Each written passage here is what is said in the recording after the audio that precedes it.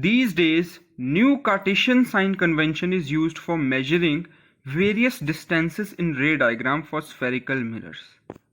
आजकल के टाइम में कार्टेशियन साइन का जो कन्वेंशन है वो इस्तेमाल किया जाता है for measuring various distances in ray diagram.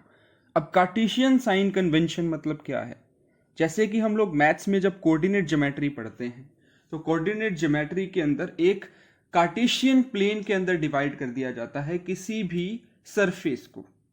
उसके अंदर कार्टेशियन प्लेन के अंदर हम लोग उसे X axis and Y axis के हिसाब से बांट देते हैं और उसके अंदर negative and positive signs use करते हैं रिस्पेक्टिवली. अब यहां पे ये कार्टेशियन कन्वेंशन किस चीज के लिए इस्तेमाल किया जा रहा है? For measuring various distances. अब जैसा कि हमें ऑलरेडी पता है कि ऑब्जेक्ट और इमेज के अलावा हम और किसी चीज को मेजर नहीं करते हैं इस केस के अंदर. तो कॉन्वेक्स मिरर और कॉन्केव मिरर के अंदर ऑब्जेक्ट और मिरर का जो वैल्यू है उसके आगे नेगेटिव साइन रहेगा या पॉजिटिव साइन रहेगा, ये हमें पता लगाने के लिए sign convention for spherical mirror काम आता है. सबसे पहले इसके कुछ सेट ऑफ रूल्स हैं, एक बार उन्हें देख लेते हैं. सबसे पहला, all the mirrors are used from pole of mirror as an origin.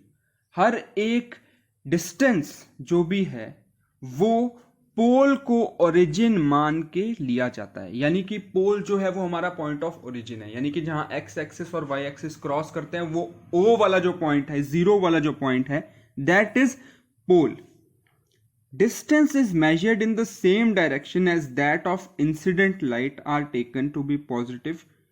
जो भी डिस्टेंस इंसिडेंट लाइट के रिस्पेक्ट में लिया जाता है that is taken to be positive, और जो भी डिस्टेंस इंसिडेंट लाइट के अगेंस्ट लिया जाता है that is taken as negative. Distance measured upward and perpendicular to principal axis is always taken as positive. अब जैसा कि हम ये देख पा रहे हैं यहां पे डायग्राम के अंदर, ए बी जो है ये हाइट परपेंडिकुलरली अपवर्ड नापी जा रही है तो इसे हम पॉजिटिव मिलेंगे, और जो हाइट हमारी डाउनवर्ड नापी जा रही है यानी कि distance measured downward to perpendicular to principal axis that is taken as negative.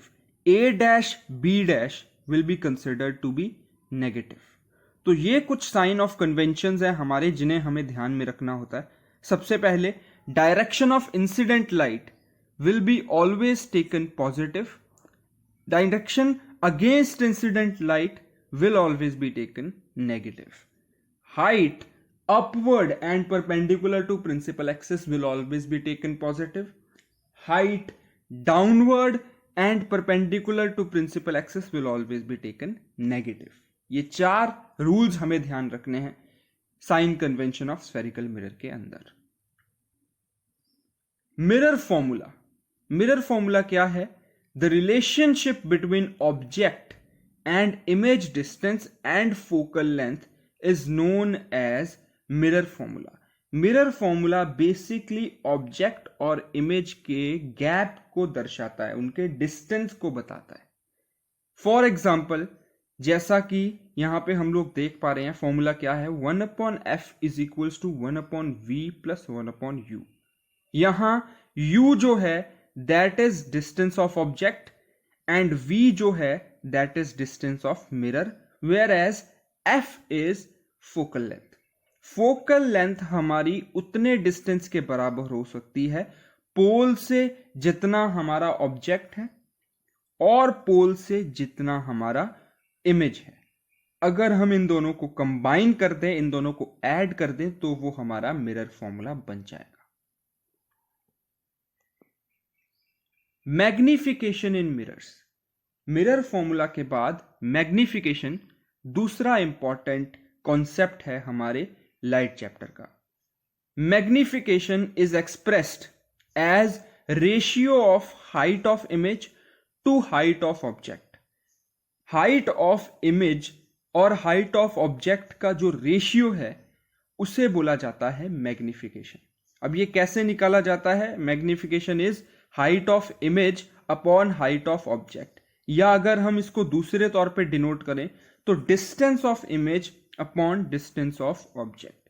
अब ये जो डिस्टेंस लिया जा रहा है, this distance is perpendicular to X axis. एक चीज हमें इसमें ध्यान में और रखनी होती है कि हाइट ऑफ इमेज नेगेटिव तब होगी जब ये downward perpendicular to principal axis होगी, यानी कि इन्वर्टेड इमेज जब हमें मिलेगी तब हम इमेज को नेगेटिव रखेंगे साइन कन्वेंशंस के हिसाब से। अब हम लोग देखेंगे कुछ सॉल्व्ड न्यूमेरिकल्स जिनसे हमें ये मिरर फॉर्मूला और मैग्निफिकेशन ऑफ मिरर का कॉन्सेप्ट और अच्छे से क्लियर हो जाए। Suppose height of an object is 3 centimetre, height of image is 12 centimetre, what is the magnification? अगर एक ऑब्जेक्ट की हाइट 3 सेंटीमीटर है, इमेज की हाइट 12 सेंटीमीटर है, तो मैग्निफिकेशन क्या होगा? सबसे पहले हाइट ऑफ इमेज दे रखी है, उसे हम h डैश से डिनोट कर देंगे। हाइट ऑफ ऑब्जेक्ट दे रखा है, उसे हम h से डिनोट कर देंगे। एंड हमारा मैग्निफिकेशन का फॉर्मूला क्या होता है? Height of image upon height of object. अब यहां पे 12 जो कि हमारी इमेज की हाइट थी और ऑब्जेक्ट की हाइट जो कि 3 थी, इन दोनों को डिवाइड कर दिया जाएगा and m will be equal to 4, यानी कि इस ऑब्जेक्ट की और इमेज की मैग्निफिकेशन कितनी है? 4, यानी कि ऑब्जेक्ट से इमेज 4 गुना ज्यादा बड़ी है, 4 गुना ज्यादा मैग्निफाइड है। So this is magnification. चलिए अब हम लोग बात करते हैं अगले न्यूमेरिकल की। ये न्यूमेरिकल मोस्टली हमारा सारा कॉन्सेप्ट क्लियर कर देगा। सबसे पहले सवाल को अच्छे से पढ़ते हैं। An object 4 centimetre in size is placed at 25 centimeter in front of concave mirror of focal length 15 centimeter।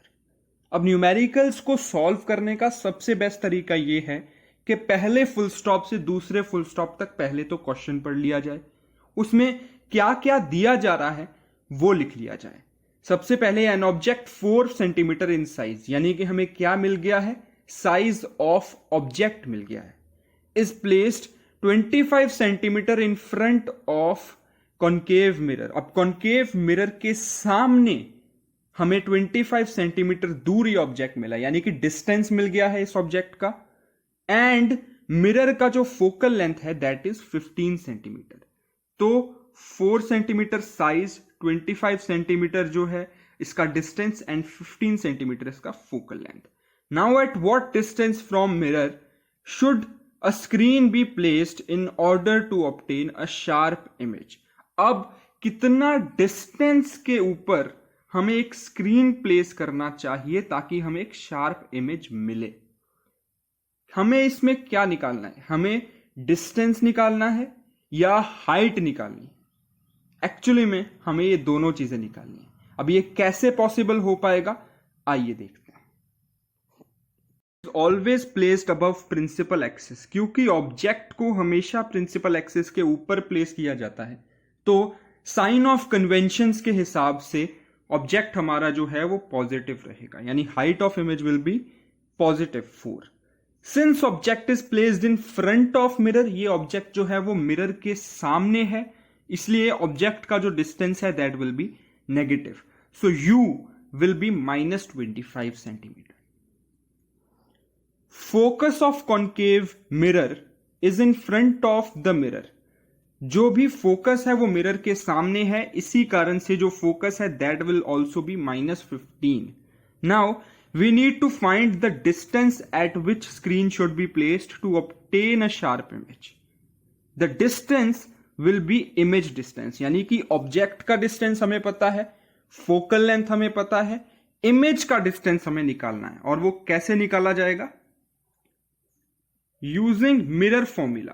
हम लोग मिरर फॉर्मूला का इस्तेमाल, यूजिंग मिरर फॉर्मूला, हम लोग मिरर फॉर्मूला का अगर इस्तेमाल करेंगे,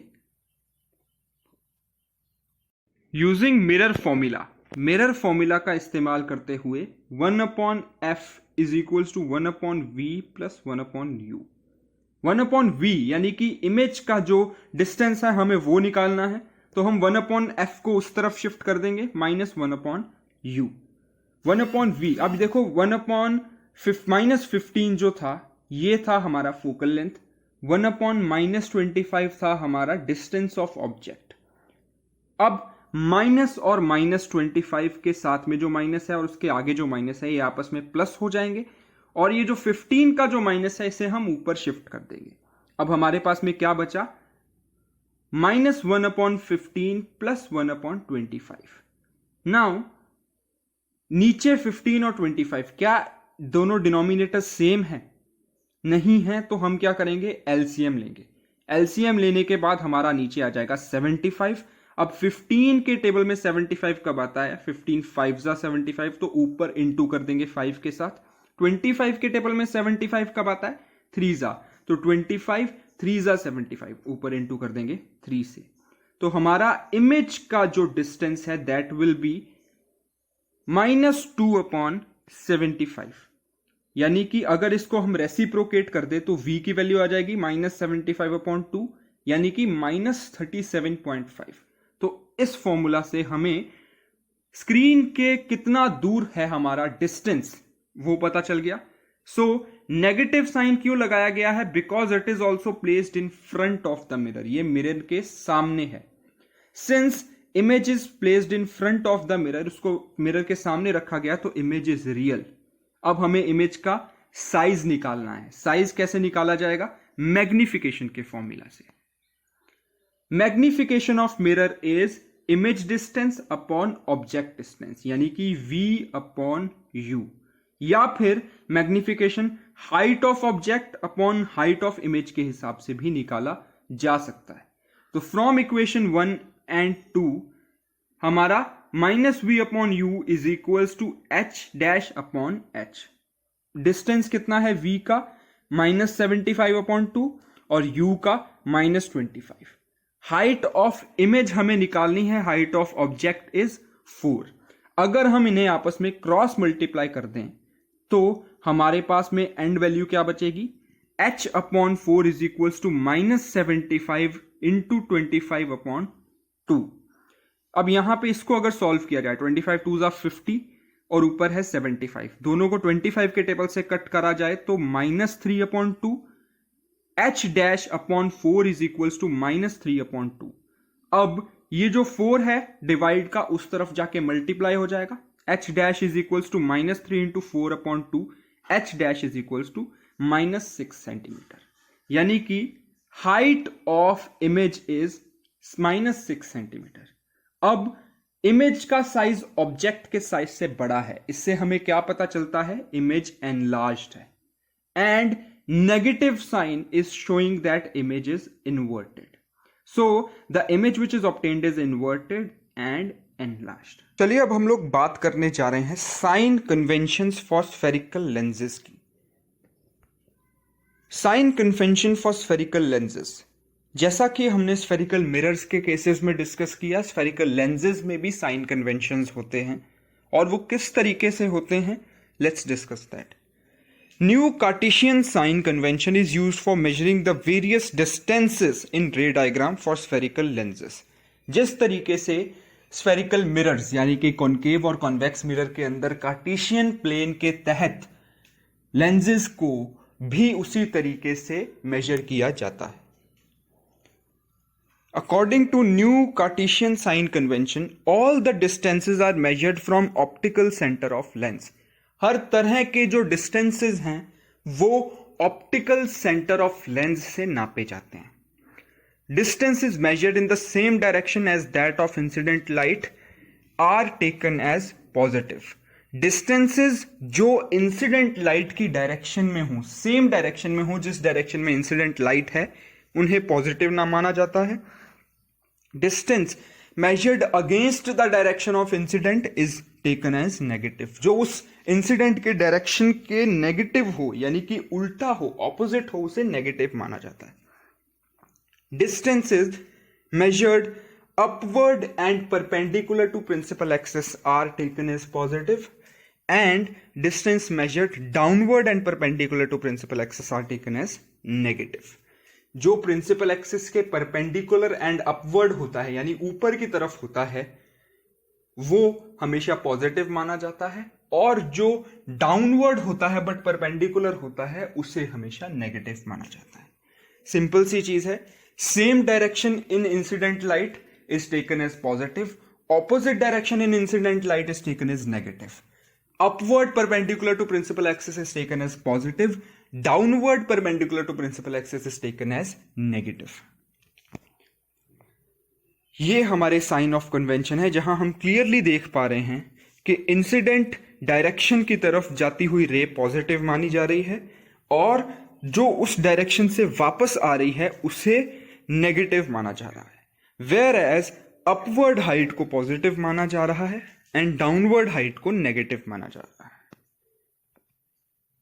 the lens formula, the thin lens formula is mathematical way to do ray diagrams with algebra instead of drawing lines on graph paper. Ray diagrams वाले questions को यानी कि डिस्टेंस ऑफ ऑब्जेक्ट और mirror निकालने वाले क्वेश्चंस को solve करने का ये दूसरा तरीका है जहां हम एल्जेब्रिकली इन क्वेश्चंस को, इन इक्वेशंस को सॉल्व कर सकते हैं रादर देन रे डायग्राम्स बना के देखना। अब ऐसे केस में हम लोग क्या करते हैं, ऑब्जेक्ट डिस्टेंस यानी कि 1/O प्लस इमेज डिस्टेंस यानी कि 1/I will be equal to 1/F यानी कि फोकल लेंथ। ऑब्जेक्ट का डिस्टेंस एंड इमेज का डिस्टेंस ये बराबर होता है फोकल लेंथ के। This is our lens formula. Magnification of lens, magnification of an image is the ratio of height of image and height of object. Magnification किसी भी object में उसकी इमेज की हाइट और उस ऑब्जेक्ट की एक्चुअल हाइट का रेशियो होता है। अगर हम लोग बात करें मैग्निफिकेशन ऑफ लेंस की तो बेसिकली मैग्निफिकेशन का मतलब क्या होता है? मैग्निफिकेशन का मतलब है किसी भी इमेज की हाइट और उसी इमेज के ऑब्जेक्ट की हाइट का रेशियो। जैसा कि हम देख पा रहे हैं m is equals to image height यानी कि जो इमेज की हाइट रहेगी अपॉन ऑब्जेक्ट हाइट यानी कि जो ऑब्जेक्ट की हाइट रहेगी। तो बेसिकली ये जो हमारा फॉर्मूला है that is of magnification of lens. This is a dimensionless ratio, a length over a length and does not have any units. अब ये डायमेंशनलेस रेशियो है, क्यों? क्योंकि ये लेंथ का रेशियो है। एक इमेज की लेंथ और एक ऑब्जेक्ट की लेंथ को हम आपस में डिवाइड कर रहे हैं, तो basically it does not have any standard units. Rule, the magnification factor m of lens is always positive and given by m is equals to v upon u। जो भी मैग्निफिकेशन फैक्टर है यानी कि capital M lens के case में ये हमेशा positive रहता है और v से हम डिनोट करते हैं इमेज की हाइट को एंड u से हम डिनोट करते हैं ऑब्जेक्ट की हाइट को। Now let's discuss some of the numericals of lens formula. A converging lens has a focal length of 15 cm if light is located at 50 cm from the lens. What type of image will be formed? Where will it be located? सबसे पहले उसने क्या बताया हमें कि focal length जो है इस इमेज की वो 15 सेंटीमीटर है और लाइट इज लोकेटेड 50 सेंटीमीटर। अब इस लाइन का क्या मतलब हुआ, यानी कि डिस्टेंस ऑफ ऑब्जेक्ट, जो ऑब्जेक्ट है वो ऑप्टिकल सेंटर से 50 सेंटीमीटर दूर है। ऐसे केस में जो हमारी इमेज है वो कहां बनेगी और कहां लोकेट करेगी। सबसे पहले हमें क्या क्या गिवन है, फोकल लेंथ दे रखी है हमें 15 centimetre and distance of object दे रखा है हमें 50 सेंटीमीटर। अब सबसे पहले हमें डिस्टेंस ऑफ इमेज निकालना है by lens formula, that is 1 upon distance of object plus 1 upon distance of image is equals to 1 upon F. अब इसमें क्योंकि हमें फोकल लेंथ और डिस्टेंस ऑफ ऑब्जेक्ट दे रखा है तो हम इन्हें कर देंगे माइनस। डी आई निकालने के लिए 1/15 माइनस 1/50 जो कि हमारा आएगा 0.046। अगर हम इसकी वैल्यू d के फॉर्म में निकालें यानी कि इसको रेसिप्रोकेट कर दें तो हमारी वैल्यू आएगी 21.43, यानी कि हमारी जो इमेज बनेगी वो बनेगी 21.43 सेंटीमीटर्स की। बात करते हैं एक और एग्जाम्पल की। A pencil of height 14 cm is placed in front of a converging lens. an inverted real image of height 43 centimeter is seen on the other side. What is the magnification of the lens? Pencil है जिसकी height हमें दे रखी है 14 centimetre, वो एक converging lens यानी कि एक कॉन्वेक्स लेंस के ऊपर बनी है. अब एक इन्वर्टेड और रियल इमेज बन रही है ऑफ हाइट 43 सेंटीमीटर. एक 43 सेंटीमीटर की इन्वर्टेड रियल इमेज बन रही है. तो हमें मैग्निफिकेशन निकालनी है. मैग्निफिकेशन कैसे निकाल सकते हैं? Height of image upon height of object. अब हमें हाइट ऑफ इमेज भी दे रखी है 14 centimetre, sorry height of object दे रखी है 14 सेंटीमीटर, हाइट ऑफ इमेज दे रखी है 43 सेंटीमीटर. अब हमें हाइट ऑफ ऑब्जेक्ट दे रखी है 14 सेंटीमीटर, हाइट ऑफ इमेज दे रखी है -43 सेंटीमीटर. माइनस क्यों? क्योंकि इमेज जो है वो रियल एंड इन्वर्टेड बन रही है, तो कन्वेंशंस ऑफ कार्टेशियन प्लेन के हिसाब से ये इमेज नेगेटिव मानी जाएगी. देन हमें मैग्निफिकेशन निकालना है. m यानी कि magnification is equals to hi यानी कि height of image upon ho height of object -43 upon 14. तो हमारी जो मैग्निफिकेशन है वो -3.07 रहेगी. तो the lens has a magnification of -3.07. Now हमारा अगला and final topic in this chapter is power of lens. अब पावर ऑफ लेंस क्या है? Power of lens is measure of the degree of convergence और divergence of light ray falling on it. यानी कि किसी भी शाइनी सरफेस के ऊपर, लेंस के ऊपर फॉर एग्जाम्पल, जब भी कोई भी लाइट रे फॉल करती है तो उसका measure of degree of convergence यानी कि वो कितना डिग्री कन्वर्ज कर रही है, या फिर measure of degree of divergence is known as power of that lens. आओ इसको मेजर कैसे किया जाता है? Lens power is basically reciprocal of our focal length, यानी कि 1/f. अगर हमें फोकल लेंथ पता चल जाए, हम उस फोकल लेंथ का रिवर्स कर दें, रेसिप्रोकल कर दें, तो हमें हमारी पावर मिल जाएगी. अब पावर ऑफ लेंस जो है वो लेंस फॉर्मूला के हिसाब से क्या होगी? 1/u plus 1/v. क्यों? क्योंकि 1/f is equals to 1/u plus 1/v होता है according to lens formula. One dioptre is a power of lens whose focal length is 1 metre. Dioptre जो है ये SI यूनिट, स्टैंडर्ड यूनिट है power की. One dioptre power of lens basically हमें क्या बताता है? फोकल लेंथ बताता है 1 मीटर की. The power of convex lens is always positive and the power of concave lens is always negative. जो भी कन्वर्जिंग लेंसेज होते हैं, क्योंकि लाइट का कन्वर्जेंस होता है, तो उस केस में हम लोग पावर को पॉजिटिव मानते हैं, एंड जिस केस में लाइट डाइवर्ज होती है उस केस को हम पावर को नेगेटिव मानते हैं. हमारा अगला इंपॉर्टेंट टॉपिक है combination of power of lenses. अब इसके नाम से ही जैसे हमें पता चलता है, ये कॉम्बिनेशन है पावर ऑफ लेंसेज का. यानी कि if a number of lenses are placed in close contact, then power of combination of lenses is equal to algebraic sum of the power of individual lenses. यानी कि power of lenses, अगर हमें एक से ज्यादा लेंसेज की power दे रखी है, तो कॉम्बिनेशन ऑफ पावर बेसिकली इनका एल्जेब्रिक सम होगा.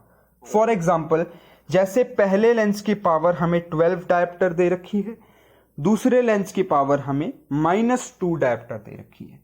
अब प्लस वाली जो पावर है वो हमारे कन्वर्जिंग लेंस की है, यानी कि कॉन्वेक्स लेंस की है, वेयर एज नेगेटिव वाली जो पावर है वो हमारी कॉन्केव लेंस की है, डाइवर्जिंग लेंस की है.